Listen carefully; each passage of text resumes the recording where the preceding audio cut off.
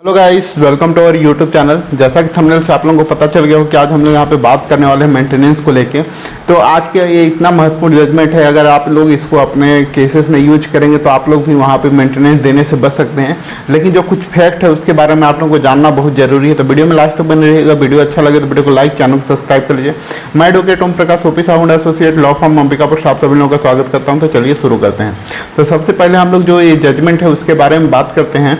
तो जजमेंट में यह कहा गया कि अगर आपकी वाइफ जो है अगर झूठ बोलती है, ठीक है, या कुछ अर्निंग करती है, उस कंडीशन में अगर वहाँ पे न्यायालय में अगर मेंटेनेंस की मांग करेगी तो वहाँ पे उनको कोई भी वहाँ पे राहत नहीं मिलेगी। तो इस तरीके का जो जजमेंट है वो बहुत ही महत्वपूर्ण जजमेंट है, जो कि हस्बैंड के फेवर में आया हुआ है, जिसका यूज आप लोग कर सकते हैं। तो इसके बारे में हम लोग चलिए फैक्ट को बात कर लेते हैं। तो जो उनकी वाइफ है उनके द्वारा पहले डाइवोर्स का केस किया गया था और उसको सेटल्ड होने के बाद दोनों के बीच में आपसी समझौता के बाद कुछ दिन बाद उसको वापस ले लिया गया था। अब यहाँ पे एक चीज़ देखते हैं, जो उनकी वाइफ है वो वहाँ पे शादी से पहले ही वो जॉब करती थी और उस समय वो अर्निंग कर रही थी, और शादी के बाद भी वो कुछ टाइम तक अर्निंग कर रही थी। जब उनके द्वारा पहले बार जब डाइवोर्स का वहाँ पे केस डाला गया तो उस समय भी वो अर्निंग कर रही थी। उसके बाद जब सेकेंड टाइम जब उनके द्वारा डाइवोर्स का केस डाला गया फिर से, और साथ में जो है हिंदू जो मैरिज एक्ट है सेक्शन 24 के तहत उनके लिए मेंटेनेंस का वहाँ पे आवेदन लगाया गया। उस समय जब मेंटेनेंस लगाने के बाद उनके द्वारा बीच में जॉब को छोड़ दिया गया।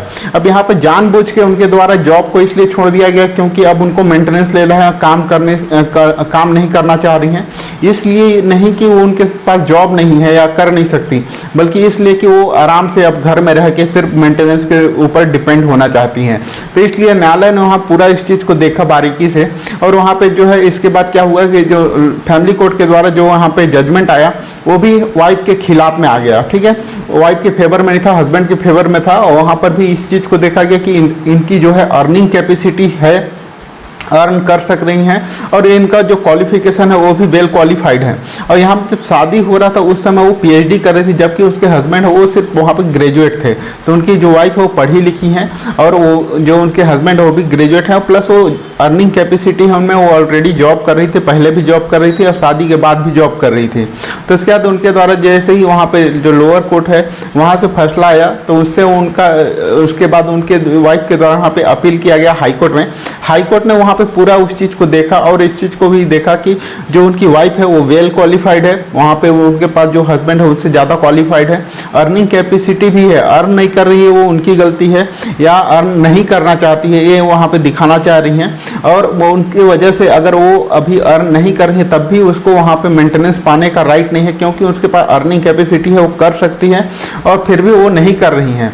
तो इस तरीके से अगर आपके में भी केसेस में ऐसा कुछ हो कि वो आपकी वाइफ वेल क्वालिफाइड हो और जॉब नहीं करना चाह रही हैं तो और आपसे मेंटेनेंस लेना चाहती हैं, तो आप लोग इस तरीके के जजमेंट का यूज कर सकते हैं। और साथ ही न्यायालय ने जो दिल्ली हाई कोर्ट है उन्होंने ये कहा कि उनके द्वारा जो यहाँ पे फैक्ट बताया गया है जो मेंटेनेंस के केस में 24 हिंदू मैरिज एक्ट के में, तो उसमें भी अपने तथ्य को में पूरा छुपाया गया है कि उनके द्वारा अर्निंग किया जा रहा था या क्वालिफिकेशन से रिलेटेड, अर्निंग से रिलेटेड जो उनके पास जो भी था वो सबको छुपाया गया। तो मैक्सिमम टाइम ये होता है कि जो वाइफ होती है वो अपना अर्निंग जो है अपना क्वालिफिकेशन को कम से कम दिखाती है, खर्चे ज़्यादा दिखाती हैं, एक्सपेंसेस है उसको कम ज़्यादा दिखाती हैं, अर्निंग वो जो है उसको कम दिखाती हैं, अपना क्वालिफिकेशन को कम दिखाती हैं, क्योंकि वहाँ पर से उनको मेंटेनेंस मिल जाए हस्बैंड के साइड से। ठीक है, इसीलिए वो इस तरीके का वो करती है। तो इसमें हाई कोर्ट ने स्पष्ट रूप से कहा कि उनके द्वारा ये जो तथ्य को छुपाया गया है वो भी इसके आधार पे भी उनको वहाँ पे कुछ भी नहीं मिलेगा।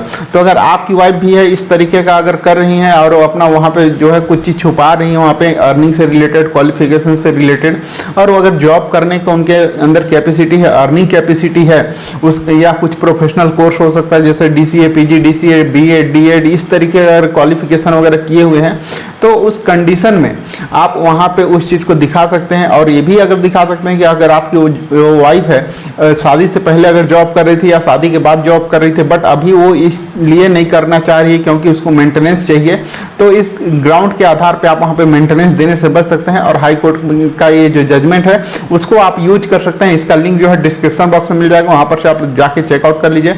वीडियो अच्छा लगा तो वीडियो को लाइक करें, चैनल को सब्सक्राइब करें और ज़्यादा से ज़्यादा लोगों तक शेयर करें ताकि आप लोगों को इस तरह का अपडेट मिल सके। वीडियो को लास्ट तक देखने के लिए आप सभी लोगों का धन्यवाद। जय हिंद, जय भारत।